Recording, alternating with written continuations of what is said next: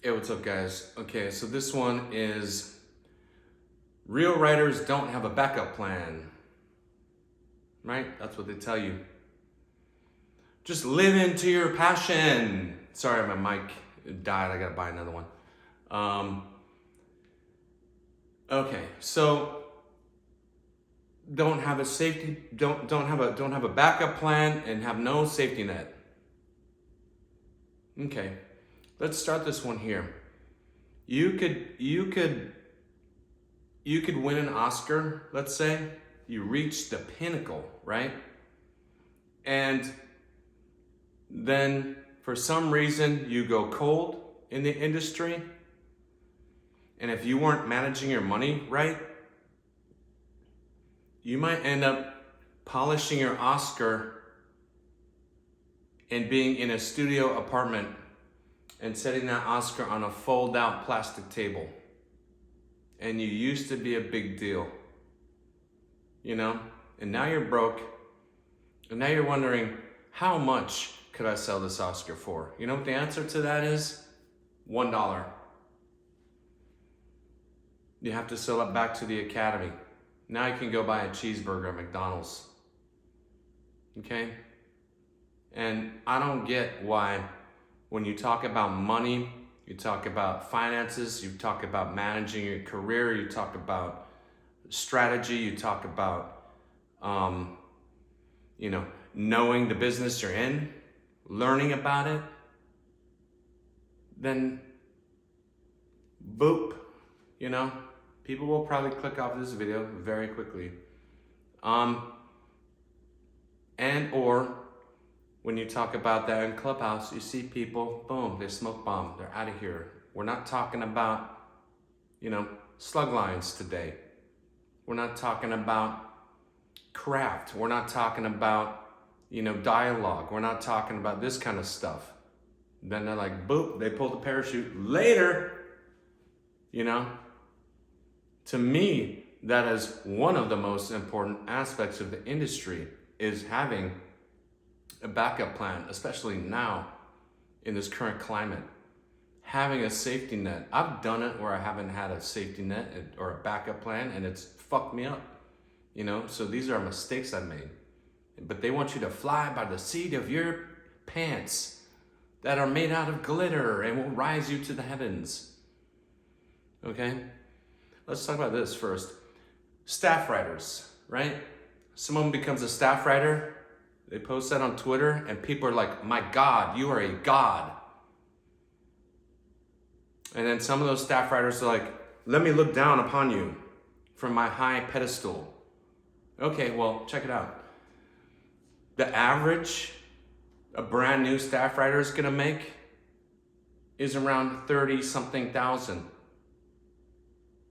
You know what the average fast food worker makes? 30,000. Okay?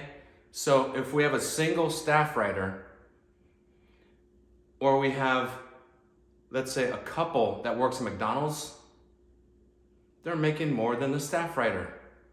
Who's the big shot now? Okay? And people try to go through, a lot of writers, they want that lottery ticket, man. They want that lottery ticket money. Have you ever been close to that as a writer? The lottery ticket money? I have. And let me say this first.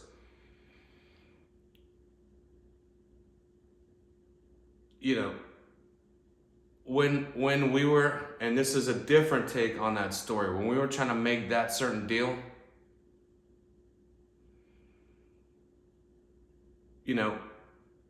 we got into this home and it was around 800 grand at that point. We were renting it though. Take note of that. By the time we got to the Gone Girl shit, it had gone up to almost $2 million. At that time, it was just below 2 million. And we were about to have to leave because we were fucking broke. So I had to make that deal. We had to make that deal. And I'll show you. You know, I pulled it up. Now it is 2 million. Can you see that? Now it's a bit over 2 million. So let's go over here, right? Proof, right? Prove it. Prove you're not full of shit. Decent spot, you know. But I promise you, you're not gonna live there off staff writing money. That's not X's car right there. More proof, please. Okay. I'll do it in real time, so you know I'm not full of shit. Okay. There is. Can you see that? The rug right there. By the way, that's where the Gone Girl deal was made. Fancy, right? There's my weed pipe right there. No, it wasn't fancy. There's that rug.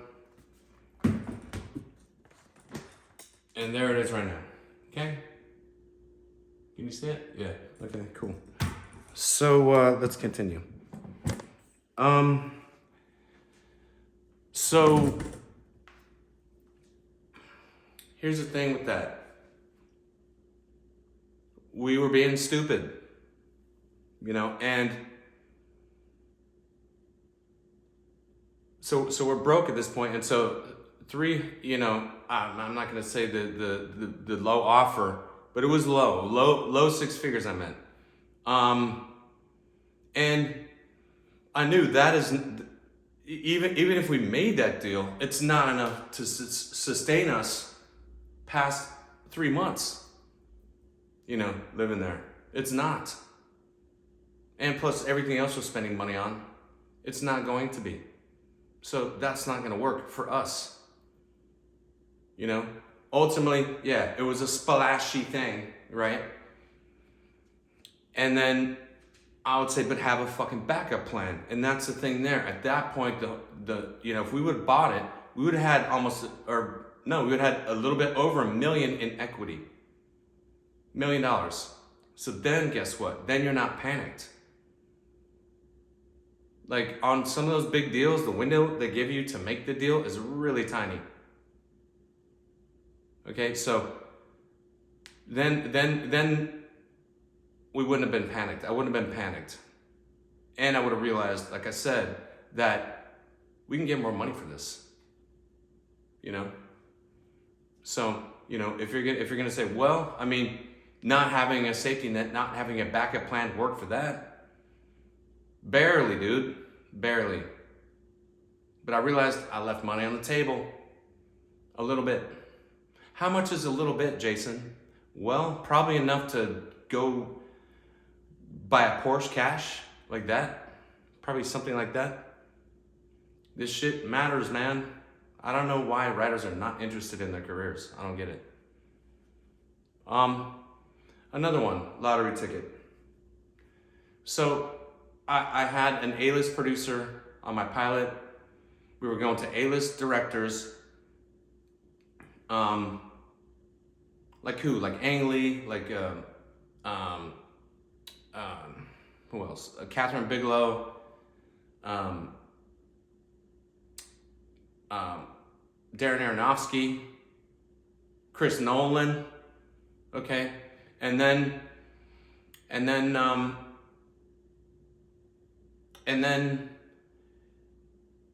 you know, I got the IP rights. I flew up there and got that. Not my reps didn't do that. Hold my little hand and do that. No, I flew up there on my dime, rented a hotel, rented a car, and got to these guys and made the film rights thing. Made that deal.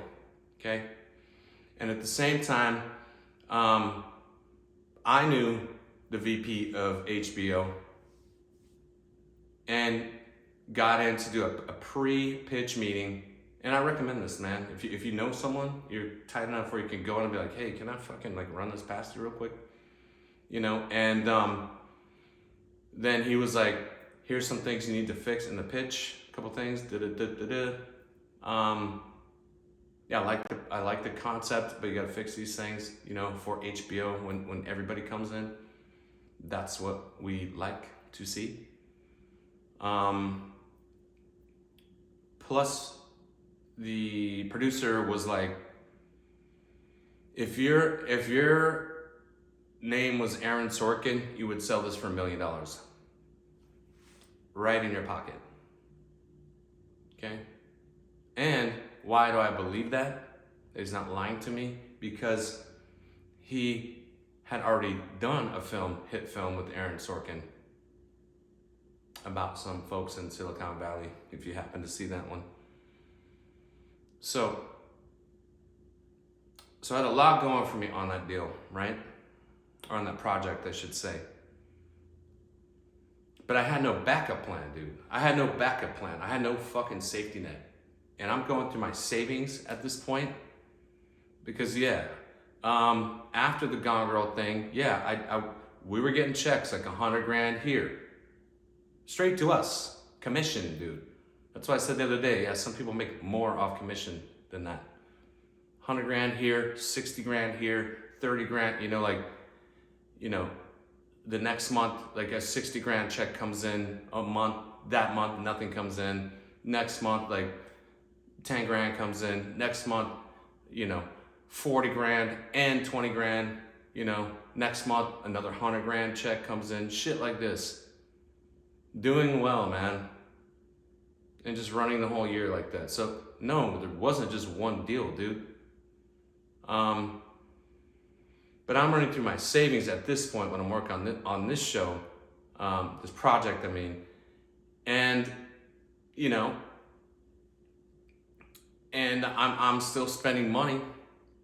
I'm not making money while I'm working on this, but I think I'm this fucking close. This close to the lottery ticket. If this thing goes, it's gonna be a big deal. It's gonna be a big splash in the trades. It's gonna be like one of those House of Cards deals. But guess what? Then, poof, it fucking exploded. And that was that. And I had just spent $150,000 over a year to take that chance on myself. You gotta believe in yourself. I did, and I burned through a bunch of money doing it. That's why I'll never work for free again, ever, ever, ever. Fuck that. Bro, you gotta have a backup plan, dude. That doesn't mean you're gonna stop writing. That's what people think. Oh, if I have a backup plan, that means like I'm giving up on writing. I'll never write again. No, you can have a backup plan. Like what? Like buy some real estate. This place in 1 year already went up $250,000. Yeah, do shit like that. Invest. Have a fucking backup plan. So that's my point with this whole thing. So that you're not desperate to make a deal. So you don't really need the deal. You just want to do it. But you want to make sure that the terms are the best for you. You're getting the absolute best terms. That's my point. Only going off passion, then you're going to be living paycheck to paycheck for the rest of your fucking life. Writing is not a game where writers make a lot of money, man. It isn't. And you're going up against, 50,000 people register their screenplays to the WJ every year. How many people are not registering their screenplays? I don't.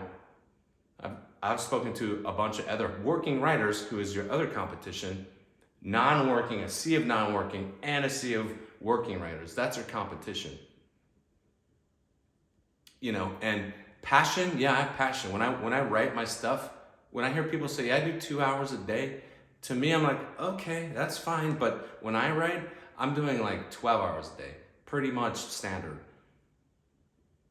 So it's not about that. It's about having the backup plan, having that safety net, so that you can make a better deal for yourself. Later, guys.